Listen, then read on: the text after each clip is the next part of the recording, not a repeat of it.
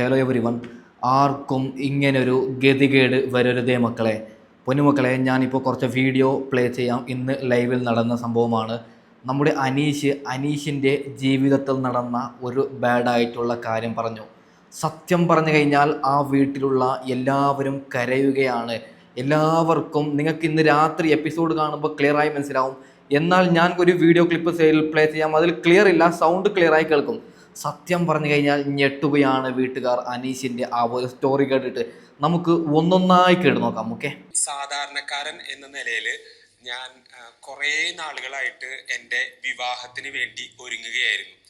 വിവാഹത്തിന് വേണ്ടി ഒരുങ്ങുക എന്ന് പറയുമ്പോൾ നമ്മൾ ചെറിയ പ്രായത്തിൽ എൻ്റെ കോളേജൊക്കെ കഴിഞ്ഞപ്പോൾ തൊട്ട് എൻ്റെ ഒരു വിവാഹം എന്ന് പറയുന്ന ഒരു കാര്യത്തെ സ്വപ്നം കണ്ടുകൊണ്ട് ഇങ്ങനെ നമ്മൾ ജോലിക്ക് പോകുന്നു. അതിൽ നിന്ന് കുറച്ച് പൈസയൊക്കെ മാറ്റി വെച്ചുകൊണ്ട് ഒരു നല്ല രീതിയിൽ വിവാഹം കഴിക്കണം എന്നൊക്കെ വിചാരിച്ചുകൊണ്ട് വിവാഹത്തിലേക്ക് ഏതൊരു സാധാരണക്കാരനെയും പോലെ ഞാനും അങ്ങനെ എത്തിക്കൊണ്ടിരിക്കുകയായിരുന്നു. പൊന്നുമക്കളെ, കുറേ വീഡിയോ ക്ലിപ്പ് ഉണ്ട്, എല്ലാം ഞാൻ പ്ലേ ചെയ്യാം. അതായത് ബിഗ് ബോസ് ഇവരോട് പറയുകയാണ്, നിങ്ങളുടെ ലൈഫിൽ നിങ്ങൾ ഏത് സമയത്താണ് ഏറ്റവും കൂടുതൽ പൈസ ചിലവാക്കിയത്, അതിനെക്കുറിച്ചാണ് ഇവിടെ പറയുന്നത്. അനീഷ് പറയുന്നത് കല്യാണ സമയത്താണ്. എന്നാൽ നമുക്ക് എല്ലാവർക്കും അറിയാം അനീഷ് ഡിവോഴ്സാണ്. അനീഷ് തന്നെ പറയട്ടെ. ഓക്കെ, ഞാൻ ബാക്കിയും കൂടി നിങ്ങൾ കേൾക്കണം. അപ്പം അതിന് മുന്നോടിയായിട്ട് ഞാൻ കാർ വാങ്ങിച്ചു. അതിന് മുന്നോടിയായിട്ട് ഞാൻ എൻ്റെ വീട് പുതുക്കി പണിതു. അപ്പം എൻ്റെ ഒരു സമയത്തെ എൻ്റെ ഒരു ജീവിത ലക്ഷ്യം എന്ന് പറയുന്നത് തന്നെ എൻ്റെ വിവാഹമായിരുന്നു. അനീഷ് നല്ല കഴിവുള്ളവനാണ്. നോക്കൂ, അനീഷിൻ്റെ കയ്യിൽ കാറുണ്ട്, ഒരു വീടൊക്കെ ഉണ്ട്. പക്ഷേ എന്തായാലും അയാളുടെ ജീവിതത്തിൽ ഒരിക്കലും വരാൻ പാടില്ലാത്ത വലിയൊരു ദുരന്തമാണ് അദ്ദേഹത്തിൻ്റെ ജീവിതത്തിൽ വന്നത്. ഓക്കെ, ബാക്കിയും കൂടി കേട്ട് നോക്കാം. അത് നാട്ടുകാരൊക്കെ അറിയിച്ച് നല്ല രീതിയിൽ കുറേ ആളുകളെയൊക്കെ കൂട്ടിയിട്ട് നല്ല രീതിയിൽ അടിച്ചു പൊളിച്ചൊരു വിവാഹം കഴിക്കണം എന്നായിരുന്നു എൻ്റെ ആഗ്രഹം ഉണ്ടായിരുന്നത്. ഓരോ മലയാളികളുടെയും എല്ലാവരുടെയും പുരുഷന്മാരുടെ ഒരു ആഗ്രഹമാണ് കല്യാണം എന്ന് പറയുന്നത്. എത്ര ഇല്ലെങ്കിലും നല്ല മികച്ച രീതിയിൽ കല്യാണം കഴിക്കുക എന്നതാണ് എൻ്റെ അടക്കമുള്ള എല്ലാവരുടെയും ആഗ്രഹം. ഓക്കെ, അങ്ങനെ അനീഷിനും ഒരു ആഗ്രഹം വരുന്നു. എന്തായാലും വലിയ രീതിയിൽ ഒരു കല്യാണം അനീഷിന് കഴിക്കണമെന്ന് അനീഷിൻ്റെ ഒരു ആഗ്രഹം വരുന്നു.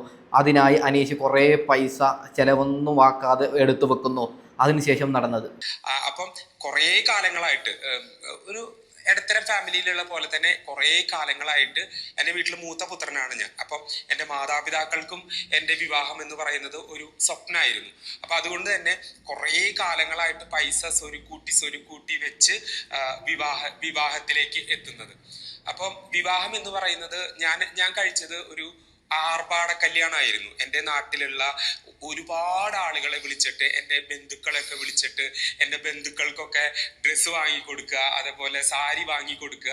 പൊന്നുമക്കളെ, അനീഷ് പറയുന്നത് പണിയെടുത്ത് കഷ്ടപ്പെട്ട് കുറേ പൈസ ഉണ്ടാക്കിയിട്ട് അതിനുശേഷം ഞാൻ എൻ്റെ വീട്ടുകാർക്കും എൻ്റെ കുടുംബക്കാർക്കും, അതായത് നാട്ടുകാരെല്ലാവരെയും വിളിച്ചിട്ട് അവർക്കെല്ലാവർക്കും, അതായത് ചില ആൾക്കാർക്കൊക്കെ ഡ്രസ്സും കാര്യങ്ങളൊക്കെ മേടിച്ച് കൊടുത്തിട്ടാണ് ഞാൻ എൻ്റെ കല്യാണം നടത്തിയതെന്നാണ് അനീഷ് പറയുന്നത്.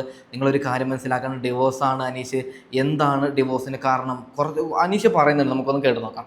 അങ്ങനത്തെ ഒരുപാട് നമ്മളൊക്കെ പറയില്ല, ഒരു ദൂർത്ത് പോലെയുള്ള ഒരു വിവാഹമായിരുന്നു സത്യത്തിൽ ഞാൻ കഴിച്ചിട്ടുണ്ടായിരുന്നത്. എൻ്റെ വരവിൽ കവിഞ്ഞ് ഇപ്പോൾ എൻ്റെ വിവാഹത്തിന് ഡ്രോൺ പോലെയുള്ള കാര്യങ്ങളൊക്കെ ഞാൻ ഹാളിൽ കൊണ്ടുവന്നിട്ടുണ്ടായിരുന്നു. പിന്നെ AC ഹാളായിരുന്നു. പൊന്നുമക്കളെ, അനീഷ് നോർമലായിട്ടുള്ള വിവാഹമല്ല കഴിച്ചത്, AC റൂമും കാര്യങ്ങളും, അതായത് പണിയെടുത്ത പൈസ കൊണ്ട് ഞാൻ വിവാഹം ചെയ്യുന്ന ആ സ്ത്രീയുമായി ജീവിതകാലം മുഴുവനും ഞാൻ ജീവിച്ച് തീർക്കുമെന്ന് വിചാരിച്ച് പാവം അനീഷ് ഇഷ്ടം പോലെ പൈസ ചിലവാക്കി കല്യാണം കഴിക്കുകയാണ്. അതിനുശേഷം നടന്നത് ഡിവോഴ്സാണ്. ബാക്കിയും കൂടി കേട്ട് നോക്കാം. എനിക്ക് വരവിൽ കവിഞ്ഞ രീതിയിൽ എൻ്റെ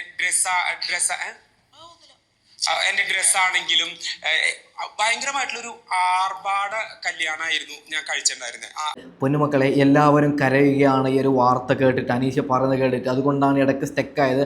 അതിനുശേഷം പറഞ്ഞോളൂ എന്ന് ആദില പറയുന്നുണ്ട്. കാരണം നിങ്ങൾക്ക് ചിലപ്പോൾ ഇതൊരു തമാശയായി തോന്നാം. ഞാനൊരു കാര്യം പറയുകയാണ്, ഒരു പുരുഷൻ കുറേ പൈസ ഉണ്ടാക്കിയതിന് ശേഷം, കഷ്ടപ്പെട്ട് പൈസ ഉണ്ടാക്കി കല്യാണം കഴിച്ചതിന് ശേഷം അവൾ എന്തെങ്കിലും ഒരു വഴക്കായി ആ പെണ്ണ് പോവുകയാണെങ്കിൽ എന്താവും അവസ്ഥ?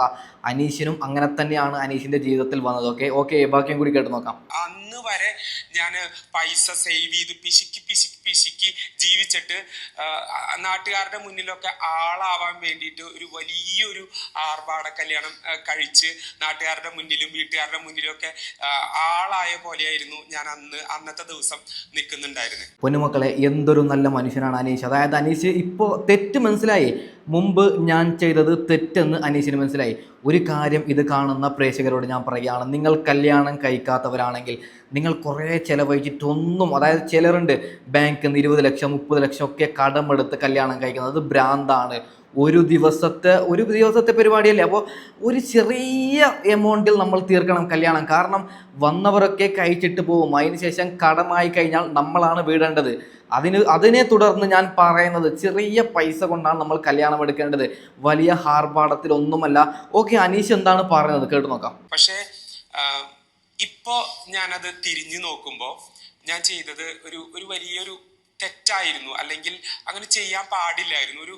ഒരു കല്യാണമൊക്കെ കഴിക്കുമ്പോൾ ആർഭാടങ്ങളിലേക്ക് നമ്മൾ പോകുന്നത് എന്തുകൊണ്ടും വലിയൊരു മണ്ടത്തരായിട്ടാണ് എനിക്കിപ്പോൾ ഫീൽ ചെയ്യുന്നത്. പൊന്നുമക്കളെ, തെറ്റെല്ലാം അനീഷ് മനസ്സിലാക്കുകയാണ്. അതായത് അനീഷിന് ഒരു കാര്യം ഉറപ്പായി, പൈസ ചിലവായി കഴിഞ്ഞാൽ പിന്നെ തിരിച്ചു കിട്ടൂല.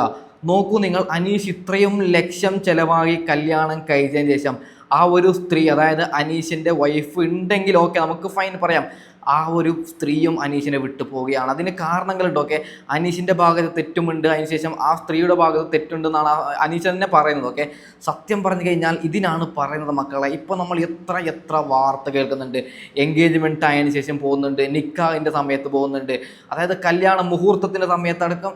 എന്താണ് ഒന്നും പറയാൻ എനിക്ക് വാക്കില്ല. അതായത് താലി കെട്ടുന്ന സമയത്ത് അഭിഹിതം പിടിച്ചിട്ടൊക്കെ പോകുന്നുണ്ട്. അതുകൊണ്ടാണ് ഞാൻ പറയുന്നത്, കല്യാണം നിങ്ങൾ കുറേ പൈസ ചിലവാക്കി ഒന്നും കല്യാണം കഴിക്കണ്ട. ഇതൊരു മെസ്സേജ് ആണ്. ഓക്കെ, എന്താണ് അനീഷിന് അടുത്തതായി പറയാനുള്ളത്? കാരണം രണ്ട് വ്യക്തികൾ തമ്മിലാണ് വിവാഹം കഴിക്കുന്നത്, അഭിപ്രായ വ്യത്യാസം. അനീഷ്, ടാസ്ക് മനസ്സിലാക്കി ചെയ്യൂ. അശ്വ, ചേട്ടൻ ലൈഫിൽ ഏറ്റവും കൂടുതൽ കാശ് ചെലവാക്കിയത് ഏത് കാര്യത്തിന് വേണ്ടിയിട്ടാണ്? പൊന്നുമക്കളെ, അനീഷിൻ്റെ കഥ കേട്ട് അവസാനം കരഞ്ഞ് ബിഗ് ബോസ് തന്നെ പറയുകയാണ്, അനീഷേ മതി, ടാസ്ക് എന്തെന്ന് മനസ്സിലാക്കി പറയൂ. കാരണം അനീഷ് എങ്ങോട്ടോ പോകുന്നു എന്ന് ബിഗ് ബോസിന് തോന്നി. ഇത് കേൾക്കാനുള്ള കരുത്ത് നിങ്ങൾക്കില്ല എന്ന് പറഞ്ഞിട്ടാണ് ബിഗ് ബോസ് അങ്ങനെ. നിങ്ങളിത് തമാശയായിട്ട് ഒരു പക്ഷേ എടുക്കും.